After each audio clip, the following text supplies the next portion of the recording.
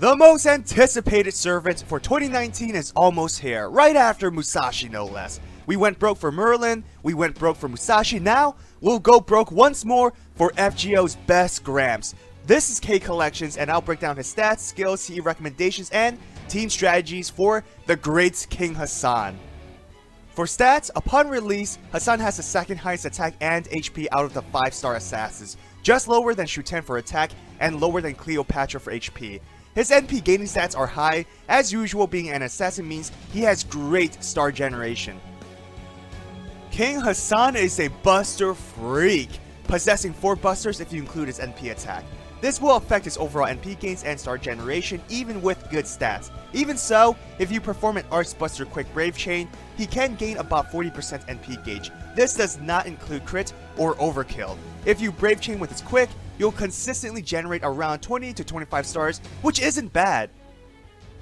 Now for his glorious active skills, it's a nice combination of offensive buffs and survivability. His first skill is the Guts effect. Seems a bit lackluster, especially for an awesome servant like King Hassan, but it's very effective.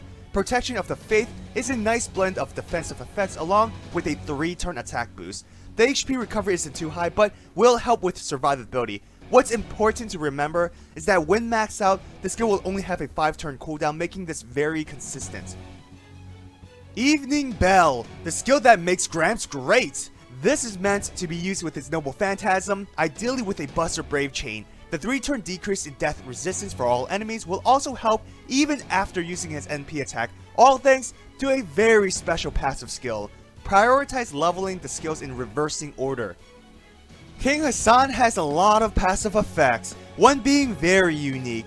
First off, his increase in star gen and crit damage supports him being a crit servant. He also has average star absorption to help. His final passive skill, specifically the 5% chance of inflicting death, is great. This applies to all his normal attack cards individually, meaning if his first attack misses, his second or third attack can instant kill. 5% is low, so don't rely on the death skill, but it's an amazing effect. His Evening Bell, which decreases death resistance, will help increase your chances a bit as well. His Noble Phantasm is a single target with a high chance to inflict death.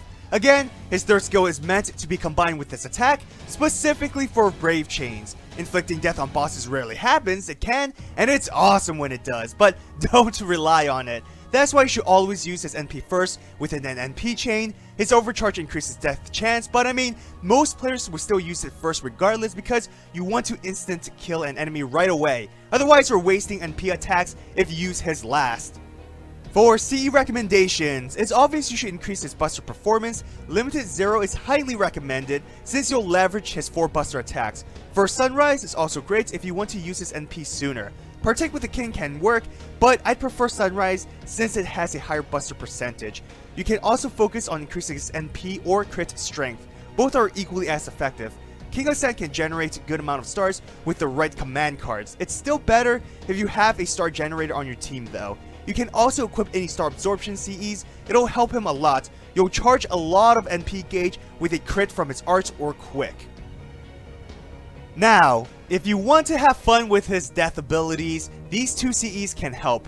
Demonic is solely meant for increasing his death chance on NP attacks, but Hydra Dagger gives a general boost which goes well with his passive skill. Damn, I wish I never burned all of these. Keep in mind, even at 15% chance, it's still rare to inflict death. For team builds, obviously Merlin works amazingly with King Hassan, or with every single Buster Servant in the game, but I like to give Nightingale more chances to shine. This team focuses on killing Rider Servants since you have 2 very self-sufficient single target assassins, both being able to instant kill. With Nightingale's arts focused deck and Buster support, she fits well with Shiki and Hassan. The main weakness is that with no AoE NP attacks, this team isn't ideal in clearing waves. Shiki will be more reliable in generating stars compared to Hassan. With Nightingale's low star absorption, the stars will be split between the 2 assassins. King Hassan's death resistance debuff can be combined with Shiki's. You can also combine their NP attacks, further increasing either servant's death chance. With Nightingale's HP recovery, it will heal Shiki's HP loss demerit from her NP battery skill. You'll also have 7 arts attacks if you include NP attacks, which will help Hassan's NP gains. Nightingale is your main supporter, but as a berserker with buffs against humanoid enemies, she can be effective in damage dealing. Her healing is also effective, further helping Hassan with survivability. Against NP attacks, she can reduce its damage, but Nightingale will potentially die. Thankfully, both Shiki and Hassan can survive, meaning you can use a Mystic Code to help Nightingale. Most obvious support will be her Buster buff for Hassan, allowing him to deal massive amounts of damage. Another team that works will be with Katz and Shakespeare. This is obviously a Buster focused team which excels in offensive buffs. Every servant can also survive NP attacks, but I'm sure you'll notice that this team has an assassin, rider, and caster, which means you'll always have one servant with class advantage when facing any cavalry enemies. But that also means you'll have one servant with class disadvantage as well. Finally, your star gen is weak, with Hassan being your best chance to create stars, but it's heavily reliant on his available cards.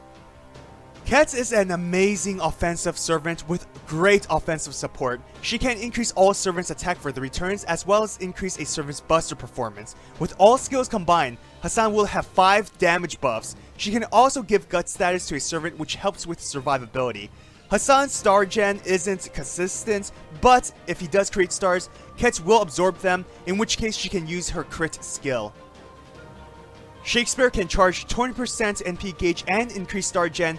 Both effects will help Hassan if he's struggling. You'll have 6 arts in total, which can help with NP gains as well. He can also increase your party's buster performance, and the great thing is, most offensive buffs for this team only has a 5-turn cooldown when maxed out. This gives you a lot of consistency for timing. My final thoughts on King Hassan. He's a fantastic servant who focuses on damage and survivability with a nice touch of instant death for fun.